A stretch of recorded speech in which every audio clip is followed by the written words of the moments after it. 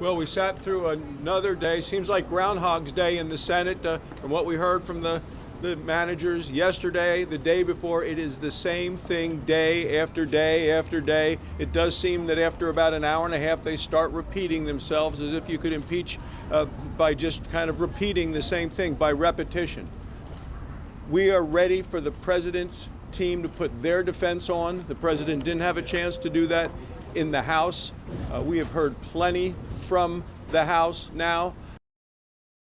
It seems to me to be very clear what's happening, and this old saying that says that if you say it often enough, it must be true. And the good news is the Democrats have literally bought into that premise that if you just say it often enough, it must be true. And we've heard the same story: rinse it, recycle it, and repeat it. Rinse it, recycle it, and repeat it. And what is that story? The story is that the President of the United States has no responsibility whatsoever to look for injustice, corruption anywhere, even in the 2016 election. And it is a sad day in our nation when, in fact, our Democratic House managers are simply telling the same story over and over again with actual no basis in fact.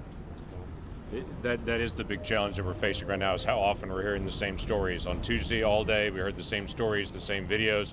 On Wednesday all day, the same stories, the same video. Manager Schiff started this morning by saying, I'm sorry, we're going to do some of the same things, just in a different context. And again, same stories, same videos all over again to be able to go through it. So our challenge is we want to be able to get to the full story. Apparently they're going to take 3 full days to be able to walk through this. I was trying to take notes today on how many half-truths we were getting, that they were telling part of the story but not telling the other part of the story, where they would talk through the phone call and start talking about the phone call but conveniently leave the sentence out before or the sentence out after. And so I think that my frustration is the American people are getting half the story at this point. There's a proverb 18:17, that says the first one that comes along seems right until they're cross-examined. And I'm looking forward in the days ahead for the first time to finally hearing both sides of the story.